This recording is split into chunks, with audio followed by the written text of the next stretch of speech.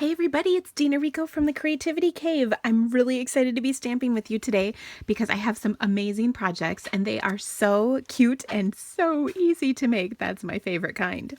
So let me show you. First of all, I have this, I have an adorable card. It says love is all you need. I'm like reading this going, yeah, that is what it says. Okay. And then I have this cute little Tic Tac holder that has a cute little wrapper around it, which is super easy to create. Okay, so first I'm going to show you how I did the card, and I actually have an alternate version, as you can see. Hello. I'm going to make a hello card just to kind of show some versatility with this. So I'm using the Letters for You stamp set and bundle, actually. And this is a huge bundle. And I know this is not on everybody's list in terms of affordability, but if there was a time to get it, it sure would be now because it is celebration. So if you get this, there's free stuff involved. So that's pretty awesome. You can see it comes with a whole bunch of dies. In fact, I have 4 sheets covered in dies for you. There's all of your exclamation, question mark, etceteras, commas, accents for those of you who are using them. And I really do like this set. In fact, I plan on kind of showcasing it a little bit more because it's celebration, and I want to show you all the different things you can do with it. So anyway, I have my love card. Now, this is going to be a card base of Rich Razzleberry, and then I'm going to add to it some this is Sweet Sugar Plum is for the layer. Except I think I cut all this bigger than my sample, but that's okay because I'm writing a bigger word. So you can see the dimensions are just a little different. And the dimensions I have on my blog are for this one. But the slightly larger dimensions will work because we're going to write hello. So I've gone ahead and die cut hello out of watercolor cardstock, HELLO. So you can see it's a little longer word, obviously, with the extra letter in it. But then the other thing I did was I die cut those letters in fun foam. So this is just, I don't know what this is, like standard fun foam that you get at the craft store. Now I left them in the foam because I find it's a little bit easier to adhere the letters when they're kind of in there. They keep their shape nicely when you keep them in here like this. And I don't know, they kind of grow a little if you take them out. So I'm going to use my fast fuse to adhere the letter to the fun foam just because I'm lazy and it's easy. So I'll place that letter right over the top and then pop it out. And then we have one perfectly popped up letter. And then I'll continue to do that with the rest of the letters. And I chose white fun foam because it's kind of neutral. I generally use white or black, and there's not a whole lot in between, but I've found that works pretty well. You can get fun foam in a variety of forms. There's even adhesive-backed fun foam, which I think I do have some. I just haven't gotten to it yet. So I think that might be really handy as well for this. So the adhesive-backed will stick to your letter, and then or you stick your letter to the fun foam, and then the adhesive back will stick it to your card. So at any rate, it's pretty awesome stuff. You've seen me use fun foam, I think, before. I've done it. In fact, let me pull the card because I love the card so much it sits in my office. I made this card a while back. Do you guys remember that one? Oh, it was a good one. So anyway, so that one I had fun foamed the black fun foam. I'd use that fun foam. And then I used printed paper. Here you can see I'm using watercolor paper. Oh, but you know what? I just realized I was supposed to stamp on my H first, but I think it'll be okay. So when I went to do this, my initial idea was to cover all the letters completely with with the stamping, but then I did just the one and it turned out so cute. I thought, ooh, less is more. So that's kind of how I ended up with that. All right, so here we go, Hello. And then, like I said, what I'm going to do is stamp on just the H. So I think, because, you know, I did just the L here. So I'm going to use my black archival ink because it is going to be watercolored. This is like a brand new pad. Look at that. Oh, it's so pretty. Hasn't been all grossed up yet. I suppose that would indicate that I'm a gross stamper, which, whatever, could be. You never know. Not gross like my 10-year-old is gross, just gross. I'm trying to think if I have any more potty stories for you, because, you know, that's kind of the world of a 10-year-old these days. Oh, look at how terrible I did. That's just awful. I think I'm gonna have to stop this video and die cut another H. Oh my gosh, I'll be right back. Okay, sheesh. Now, this is a great study in why you die cut first, or stamp first, and adhere second, because I do actually preach that. Here we go. That's a little better. We'll just glue that right on top. No one will know. Okay. Now, since I did that, let's get on to the coloring. So I'm going to take my aqua painter, and I have 3 colors of ink. These all coordinate with the Succulent Garden printed paper that I'm using, which, P.S., I love this paper. Oh my gosh. Every time I use it, I have a new favorite design. So I'm going to start with some sweet sugar plum, and I'm just going to take and get the water flowing through my aqua painter. I might need a new aqua painter because this one is getting, I mean, I need to refill it. I don't need a new aqua painter. This one's getting used up. Okay, so I'm going to do just kind of the center in my sweet sugar plum, like so, and then I'm going to dab just a little bit of rich raspberry right in the center. And I really like doing this when it's wet because then it just kind of blends on its own. So I'm just going to kind of dab a little in the center, and then it sort of blends out on its own and it will look perfect. And then I will go out to the edges and do just a little bit of mint macaron. And then those 2 colors can kind of blend in the center, the sweet sugar plum and the mint.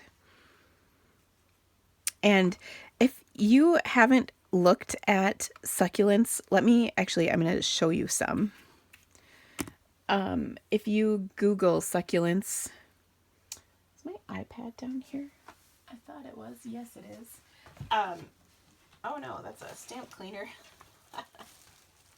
Okay, well, I guess I don't have it down here. Thought I brought it down here. Oh well, I'm sorry. Anyway, if you Google succulents, you will see lots of pictures, and the colors they come in are so awesome. And of course, these are colors I would never have used together. I wouldn't put, well, first of all, I'm no hating, but I'm not a fan of mint macaron at all. I don't like it. I think in part because, well, it's a long story, but I don't like mint macaron. It's just not my color. I think it's like a grayish, ugly green, but I know a lot of people do like it, so we'll try not to be haters here at the Creativity Cave. Anyway, isn't that cool? But if you look at succulents, this is what they really look like. Who knew that? I mean, it's amazing. All right, so now let's just take and cover up our mistake. This is, I haven't had a gasping moment for a while, so this is it for sure. Now we want to make sure we cover this up really nicely so it doesn't look like we totally made a mistake.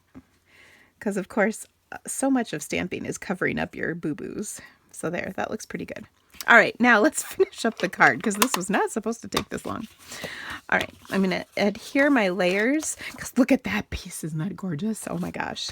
But then I really like this piece. Oh, it's so hard to decide. There's so many pretty ones. Do you ever feel like sometimes in a cardstock pack, a printed paper pack, like there's your favorite colors and then there's other ones? Yeah.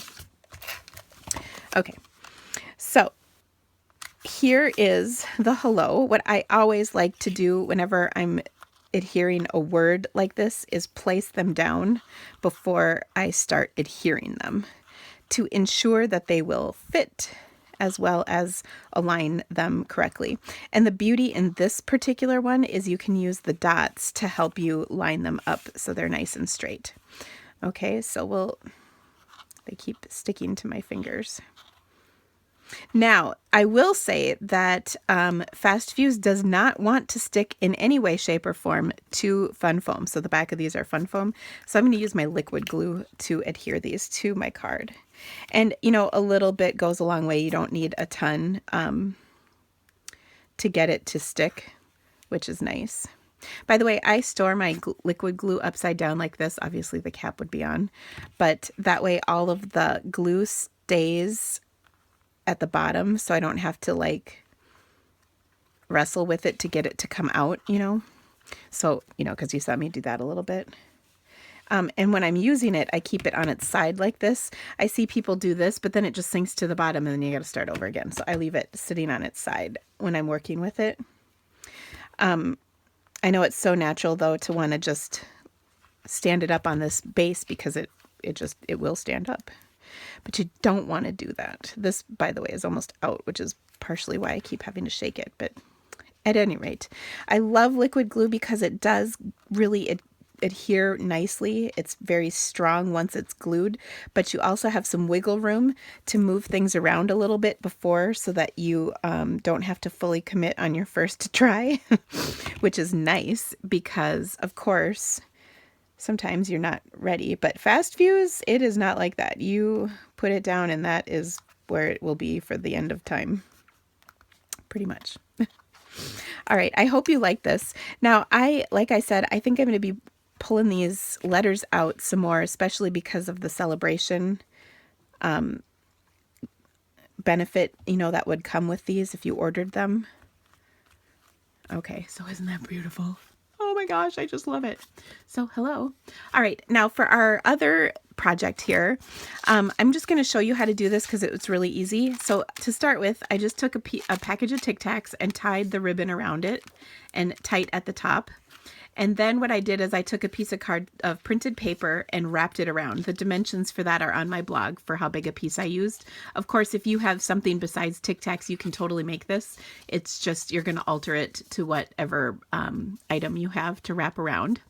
Then for this particular flower, let me show you how I did that because it is pretty easy. I'm just going to take a scrap. And by the way, I meant to say this and can't remember if I did or not. The letters are so amazing for using up your scraps of watercolor cardstock. Can I just show you my scrap pile? Because it's a little out of control. In fact, it's officially falling out. It was kind of wrapped up in this package, but look, these are all my scraps. I have tons of them, and a lot of them are these little pieces that are kind of odd shaped, but I'm using them up with those letters, which is super great. Okay, so for this, I'm going to use the Sweetheart punch and just punch myself a heart out of this paper. And then just like the flower or the letters, sorry, that fell on the floor. Just like the flower or the letters, I'm going to stamp this time I'll use a larger Succulent from the Oh So Succulent stamp set. Stamp it on there in black, and then I'm going to color this one in as well.